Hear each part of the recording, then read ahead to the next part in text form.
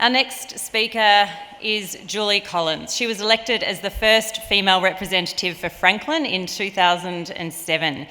In previous Labor governments, Julie has held the portfolios of Community Services, Indigenous Employment and Economic Development, the Status of Women, and Housing and Homelessness. She's currently the Shadow Minister for Agriculture, and she holds the seat of Franklin, which takes in Hobart and Southern Tassie. She's pretty proud of her home state, the Apple Isle. I'm told by Julie that she loves stats, she loves a spreadsheet, and the other quirky fact I have from her today is that she's mad on Wordle, currently averaging 3 to 4. So welcome, Julie Collins.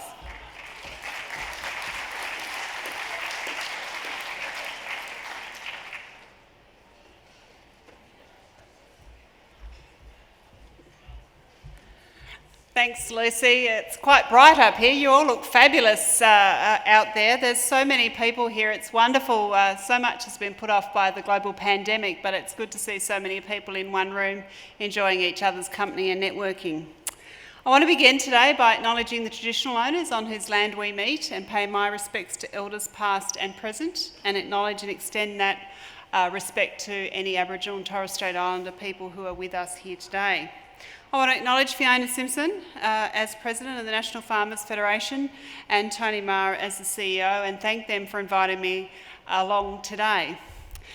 I had a very, very long speech for you today, but I guess what happens when your leader decides to come along to the conference and make a whole range of announcements is half the speech goes in the bin. So forgive me, I won't talk for as long as anticipated, but I am happy to take a few questions after the speech. As Lucy highlighted, I've been the Shadow Minister for Agriculture now for just over a year.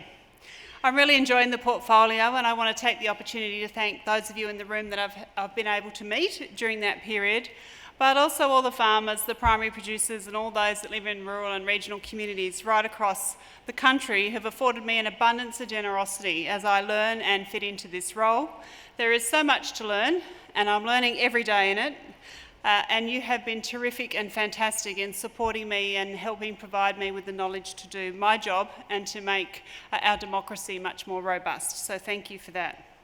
It's not that I'm a stranger, of course, to farming or the ag sector or regional communities, because as Lucy highlighted, my electorate in southern Tasmania has many primary producers and has regional communities in it. I represent Hobart all the way south to Antarctica, including Macquarie Island.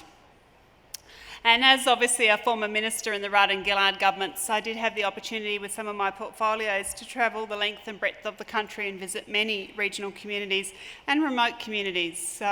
One of the portfolios I really enjoyed was as Indigenous Employment Minister, going from Weipa across the country to Karratha in a day trip. I don't think many people have done that before. So that's a little bit about myself, and I want to thank, as I said, all of you in the room for your generosity over the recent year or so.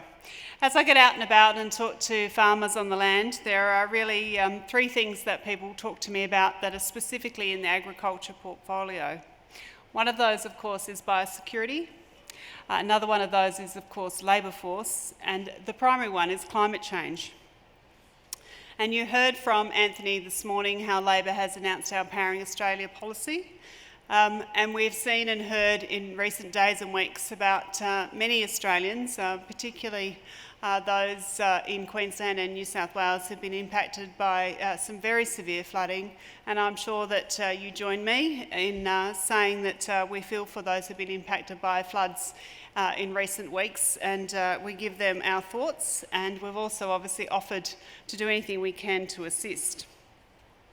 When it comes to the 3 issues that people raise with me all the time, there are, of course, some real positives as well that get raised, and we've heard today about how the agricultural output, the farm gate output in Australia is likely to go over $80 billion this year, and that it is a record. And this is something Australia should be incredibly proud of. We have done very, very well, but there are challenges, as I've said. There is a great story to tell when it comes to Australian agriculture, and Anthony outlined some of that this morning. And I, in my home state of Tasmania in the past, have been involved with the Tasmanian Irrigation scheme and securing the initial funding under the former state and federal governments, Labor governments, last time they were in with $500 million, and I've seen firsthand what that investment and what that support for regional communities in irrigation has done for my home state, and how the value adding and the growth can achieve such a great thing. And I hope to see that for Australian agriculture more generally, all of us working together to look at the value adding opportunities, to look at the downstream processing, to look at the additional manufacturing in regional communities, as Anthony so well articulated this morning. During the global pandemic too, I want to thank all of you in the room that helped keep Australians fed and our supply chains going. We know that that was particularly difficult, but it is because we have had bumper crops in the last year or so, post the drought with the plenty of water, now too much water, and we've been able to actually utilise that additional water, and we've been able to, as we heard today, ramp up production. And we have, during the global pandemic, I think, shown Australia's strength and resilience in our regional communities to make sure that Australians have been able to be fed, and that our supply chains, we've been able to try and patch them together in what has been a very, very difficult time. So I want to thank you all for that. In relation to the three issues I outlined that people do talk to me about, those challenges, the workforce issue is really significant, and Anthony got a question at the end about the agriculture visa. We know that there's a workforce gap, somewhere between 10 and 20,000 workers, and we know that the COVID pandemic, as Anthony outlined, has significantly impacted all of your abilities to get workers on Australian farms. We heard last year about the crop losses, so we understand that in the short term we need to do more to try and assist to get workers on farms, but long term, of course, as Anthony highlighted, we do have some solutions in terms of training more Australians with our fee-free TAFE places and with our additional university places, but importantly with Jobs and Skills Australia. Jobs and Skills Australia will be a really important vehicle for this sector to have a say, with experts around the table, with unions around the table, with the states and territories about the types of jobs we need today, but importantly the types of jobs we need to train Australians for in 5 years, 10 years and 20 years. It is critical that we get this right. I think we've had a massive investment over the last almost a decade under the current government in skills and in training Australians, and I think we're all suffering for it because of the skills shortages we're seeing now. We have had an over-reliance on importing that labour from overseas, and whilst getting that labour overseas is important, we also need to make sure that we're investing in training more Australians for some of these roles. Our Powering Australia policy in terms of climate that Anthony outlined is critically important, and we know that Australian farmers, to their credit, have been way ahead of the government on this. We know that you've set your own targets. The National Farmers Federation, of course, has set a net zero by 2050. Meat and Livestock Australia has set an emissions target by 2030. The grain growers have called for a 2050 deadline and a grain-specific emissions target for 2030. So we know that you're all thinking ahead and you have been working incredibly hard on that. We think it's disappointing that the government hasn't done enough. I understand the Minister today talked about stewardship and biodiversity and his Carbon Plus project, which we support. But I don't know if he mentioned or not, but the legislation has been in the Parliament for quite some time, and it didn't get through the Parliament because of the way the government scheduled the Parliament. So that was to have the architecture and the frame for how we actually have those certificates for biodiversity on farms. And so we have been pretty critical of the government in relation to climate change, but I think that many of you will have also been critical, and that it has been important that we've kept the pressure on the government and got them to the point where they too have committed to net zero by 2050. Of course, Labor's policy does have a target by 2030 of 43%, and as part of our Powering Australia policy, we did announce $8 million for further research in terms of Asparagopsis for feeding livestock. We want to do everything we can to try and assist the sector and the industry in reducing emissions, and we're willing to look at what else we can do with that. When it comes to biosecurity, I understand that you heard also from the Minister this morning in relation to this. We know that in the budget there was some money for lumpy skin disease, and we also know that some of you in this room have been critical of the government for not doing enough. We keep hearing that there'll be an announcement soon, but the government has been in office for almost a decade. You may recall, of course, that they announced a biosecurity levy, and then the department quietly said it was scrapped. We know how important this is for our nation. We know we need to get it right. And I look forward to hearing from the Minister and the Government in relation to what their plans are for a long-term sustainable funding for Australia's biosecurity. We've had Inspector General's reports, we've had an Auditor General's report, all highly critical of our biosecurity system and its failings. We have heard many reports about the number of pests and disease coming into the country. Yes, some of them are being stopped at the border, but we're having more come and we need to do better. We also saw during the global pandemic how human biosecurity failed in Australia. People remember the one ship that wasn't stopped, the Ruby Princess. We need to do better when it comes to biosecurity. And certainly, if the government doesn't have a long-term sustainable plan for biosecurity by the time of the election in government, Labor certainly will, and we'll work with you on what that looks like. When it comes to farmers and Labor, I've talked significantly about that, but I do want to talk to you a little bit more about the agriculture visa. Anthony got the question on it this morning. The government promised the agriculture visa now more than 3 years ago. We were told there would be workers on farms by Christmas. We know that there are no workers here on the ag visa in Australia at the moment. We know, of course, that an MOU has been signed with one country, Vietnam. What's become clear during estimates last week and this week is that you've got two government ministers that can't agree on what the agriculture visa should look like.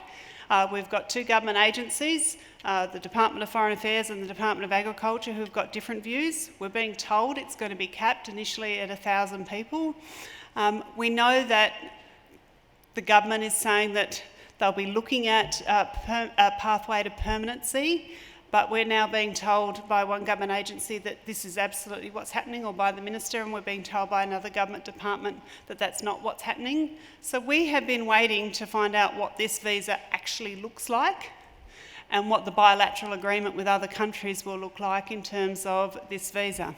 As Anthony highlighted today, we are very supportive of the Pacific Islander program in terms of getting seasonal workers to Australia. We are concerned to make sure that exploitation of workers is not allowed, and we share your concerns about that. And I know many of you in this room have spoken to me about how you think it's impacting the reputation and has in the past, and we need to do better, and we do. And Labor has announced previously, of course, and I know it's on the National Farmers Federation wish list, that we will licence labour hire companies. We will try and get national consistency around labour hire firms in Australia, because we need to do everything we can to make sure that those workers get a fair day's pay for a fair day's work. And I'm sure that all of you in the room support that. And I know that many farmers today are paying way above award wages to try and get people on farms. I know people are being innovative in trying to get better and more local workforce onto farms. And there's been some great initiatives that I've heard about in local communities about where this is happening. So I know that you're concerned about it. We're also concerned about it. And I want to assure you that if the government doesn't come up with some more detail, that we will certainly have more to say between here and the election day in relation to that. So that's really the three issues that I wanted to talk about. You heard all of Anthony's announcements this morning, particularly in relation to the National Reconstruction Fund, $500 million set aside for additional value adding of products here in Australia for agriculture, fisheries, forestry, food and fibre. A very significant announcement from Labor today in relation to that. A very significant announcement from Labor in terms of regional telecommunications. We want to make sure that we give farmers and regional communities the tools to grow, to thrive, and we want to harness that innovation and investment that's going on in local communities and to support them. I'm happy to leave it there because, as I said, I don't want to talk at you for very long. I would like to hear from you as well, and I want to thank you for your time today and thank you for inviting me along to the conference.